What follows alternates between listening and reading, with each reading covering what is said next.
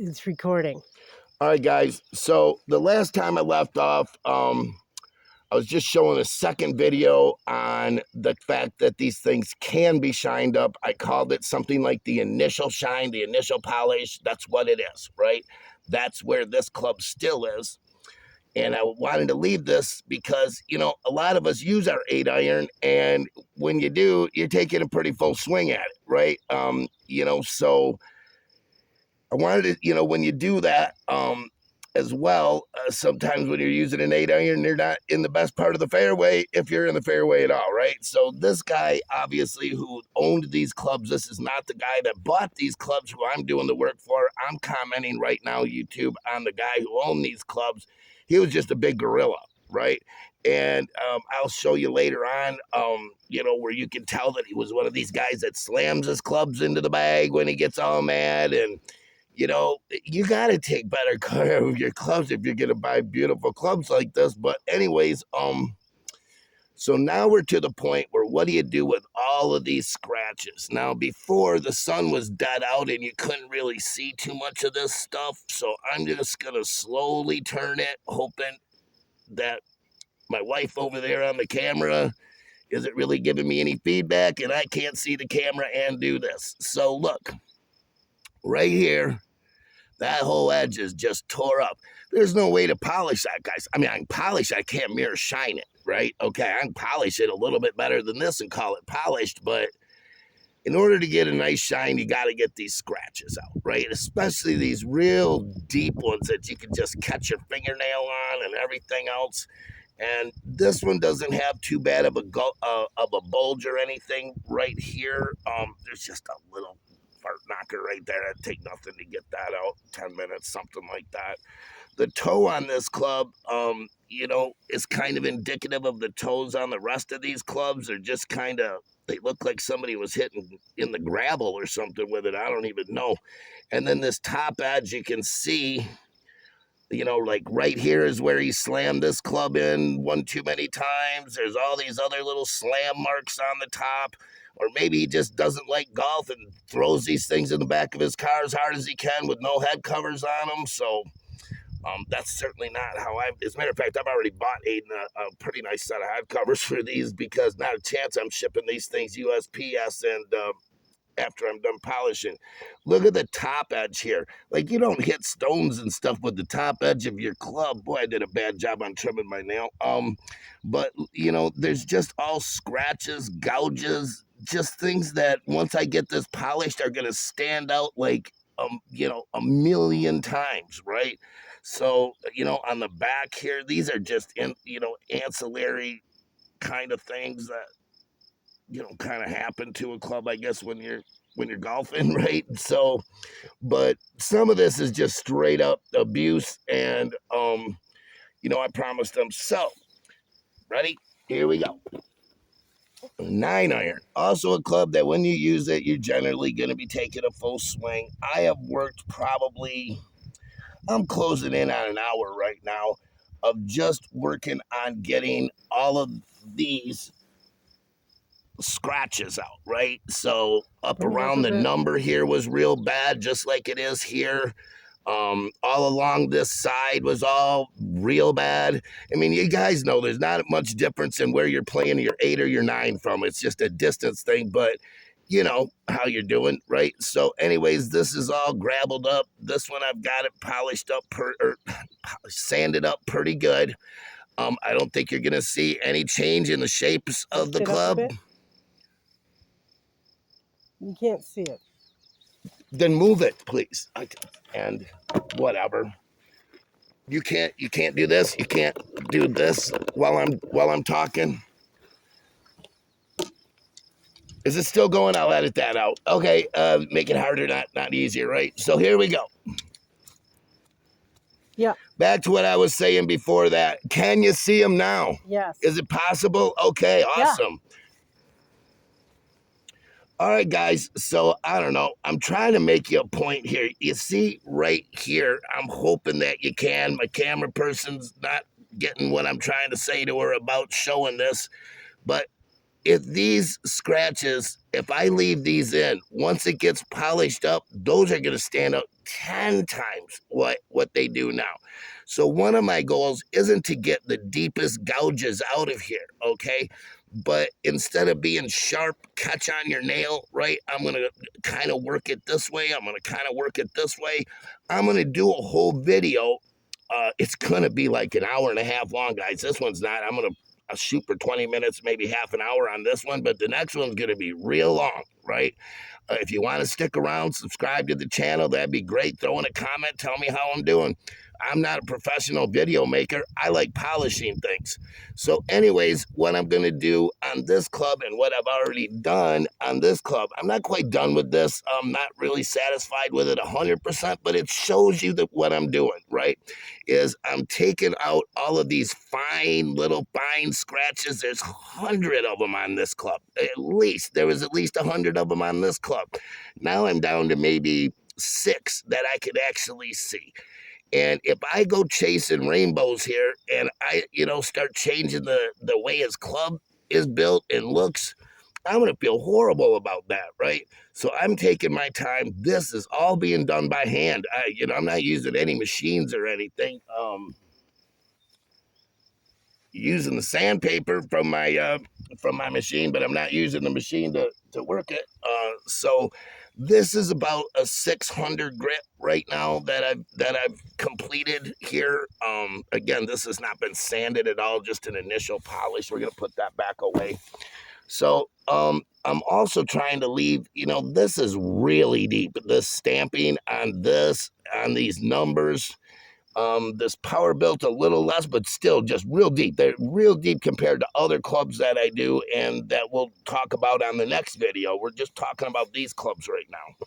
But as you can see, you got two angles coming here. You got this going this way across the club, right? And then you're dive bombing over the nose, which instantly makes this curve different than this curve, right? There's no way to do that with a machine, guys. You could gorilla that if you want to. Go down to Harbor Freight, get your grinder, right? Whatever. I don't even know. I'm not even going to finish that thought. But when you do this by hand, you have to keep this, because the last thing Aiden's going to want is like a big dip in the middle here, right? Or worse yet, a big rounded bump on the, on here. These clubs have a little bit of bump, if you know what I'm talking about. It's when the club hits the ground, boom, right? It stops it from digging right in, but not too much. And I'm calling this a straight up pure blade, right? So anyways, you got to kind of keep this angle. There's this angle to the club. Some clubs that'll be rounded. That'll be like a huge bump, and that'd be like your pings and things like that just make the average golfer not have to swing as good to end up with a better shot, right?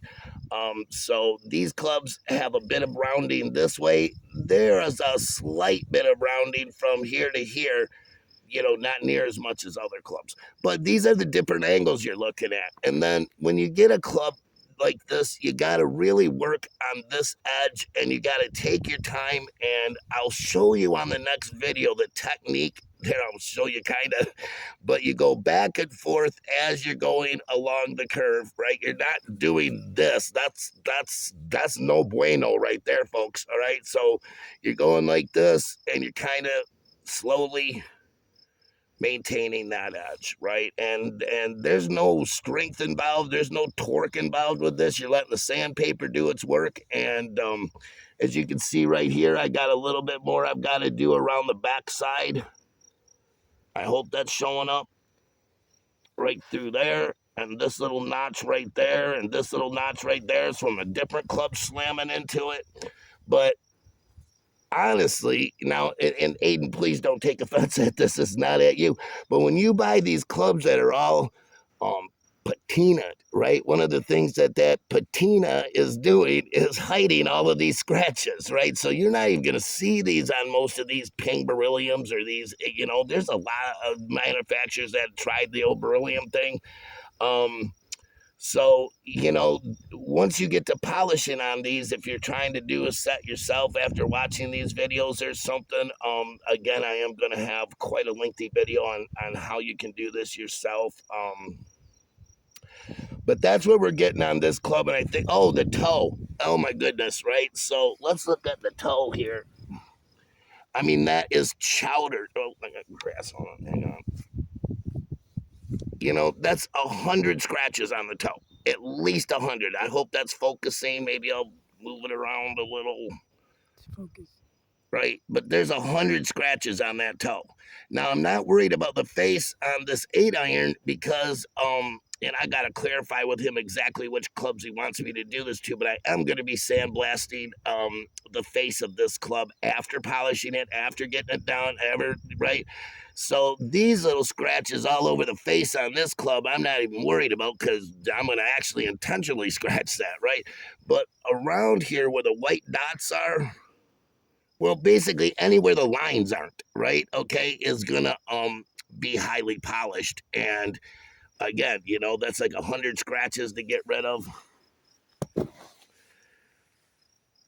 You know, there's 15 to 20 minutes worth of me working on the toe. You can still see some of them, but you know, the little ones, the you know, the little fine ones that really stop you from putting a mirror polish on are gone. I am not done with this either, guys. I'm just showing you the process and the steps that I'm taking, right? And at this step, I'm not polishing, I'm sanding. It kind of looks polishy, right? To somebody, they might say, wow, that's just awesome looking, and that'd be great, right? They're your clubs, do what you want to them. But this guy wants really, really polished clubs, and in order to do that, you can't have these scratches. And if I'm going to be addressing the scratches, then like right here, can you guys see that there's still a big ding? Like right there, you see a little dark spot maybe right there. And then if I slowly turn it, you'll see that that comes down right through there, right? So I'm going to even that out to where the human eye can't tell that that was there. So, you know, that's going to take me another 15, 20 minutes. But hey, look, man, you know, I negotiated with this guy a price. I did that based on, can you hand me that? 3. I quoted him a price based on how easy it is to work on these. I haven't even started on the scratches here, but this will take me 20 minutes total to finish this club. Finish, right? 25 minutes, maybe, something like that, to get all of these scratches out. Is that showing up? And this kind of stuff in here. Again, this guy wasn't real nice with his club, so whatever. But look at the top here. I mean, it's just top.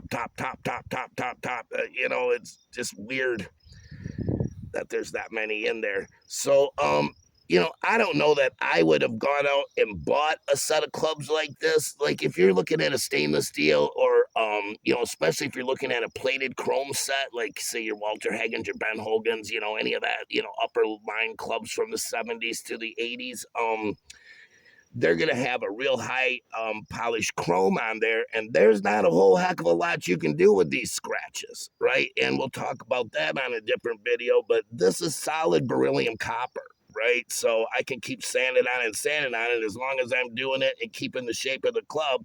You're never going to know, and these things are going to go away. But this beryllium copper is way softer than, and by softer, I mean the metal itself is a hardness rating is way softer than what these clubs are. All right. Generally, with beryllium, I've learned from researching that, you know, about 2.5, 2.7% is the maximum that they use in manufacturing. So, beryllium to copper, they'll have 2 to 2.5%, maybe 2.7 in some regards. But it can go all the way down to half of 1%, right? And I would think that this club is more in the half of 1%. You know, I'm not saying that. I'm just saying towards that end of the scale. And these are definitely up there towards the harder end of the scale. They actually make things like chisels and hammers and all kinds of tools that have to be used in environments where there can never be a spark. And beryllium copper, just it's impossible for it to produce a spark. So, you know, these guys that are in there doing that kind of work that need that kind of equipment, you know, it's hard enough to use as a chisel. Right. So this is taking me a while, but it's going to take me a while longer.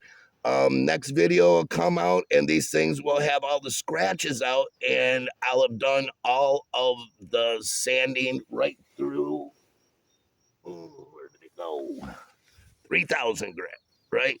So when I bring it up to the 3,000 grit, there's going to be people that are thinking, oh, that's what he means by a mirror shine, because it's going to be real dang shiny at that point, right? But like I say, this is about 600, right? So take 600 and then, figure out that 5 times shinier than this is 3,000, right? It kind of works like that too, really, YouTube. So, yeah, but I got to get all of these on the neck yet where, again, the guy just slammed these things into his bag. You can, really just tell that's what kind of person this was. But, yeah, so we're going to keep plugging away at it, but that's just kind of showing you the next step is to get rid of the vast majority of these scratches, these kind of straight up nicks and the dings, right? And as soon as I'm done with that, I've got like 12 more clubs to do. So I'm gonna get back at it, YouTube. But that's kind of the next stage is just take your time. Slow wins the race on this one if you want it to look really, really good when you're done, right?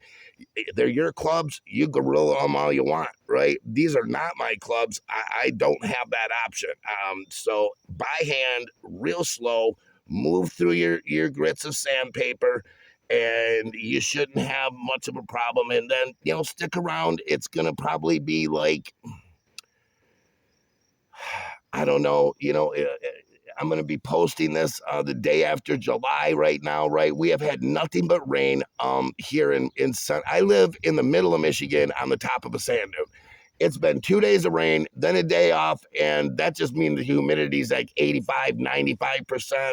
Some of the polishing compounds I use, they're supposed to be white or even like a little bit of an off blue. They just instantly turn black when it's that humid. So, the polishing aspect right now with all this humidity is just crazy. And I've had to do quite a bit of experimentation to get to the point where I figured out how to do this club, what it's going to take, what grits I'm going to need to use. And my debate right now in my own head is how far do I keep going, or I really, is good enough, and through the remaining sanding steps, some of this will just smooth out quite a bit. And I think I'm pretty much done at this level for sanding. I'm going to get that a little bit better and that one a little bit better. And I talked about these, but this club is now 85% sanded down, and now I got to sand. So let's talk about that just briefly. So let's say this is at a 600. My next step's going to be 800. My next step's going to be 1,000, then 2,000, then 3,000, right? And all those steps are doing is taking the grooves out from the 600 that are left from the sandpaper. At no point am I looking at that to do anything as far as getting rid of the scratches anymore. Get it right. You got to get rid of your scratches with whatever grit works, and I start high and work backwards, right? Don't start low, man. You put like 100 grit on here. Oh my God, now you're going to spend time getting those out, right? So you start high. I started at 800. It wasn't really working as good as I wanted it to, so I backed her down to 600, and it's working just fine. It's working just fine. It's taken me, like I say, probably closing in on an hour to get all of these scratches off of this surface, most of them off of this surface, most of them off of the toe. I haven't started on this yet because I'm trying to figure out how I'm going to protect this ferrule. I really like this ferrule. It's pretty sweet. So probably going to tape off on that and then come back after this neck. But we'll talk about that on the longer video. I'm just trying to show you here that I have found a way to do it. I found a technique that works. From there, it's just time. And this one right here, once I get that little ding out, I'll probably do just a short video sometime tomorrow, the next day on getting this top line where the guy just slams him down onto the head of another club, out and tell you what I came up with as a good way to do that. All right, guys, hope you had a great holiday.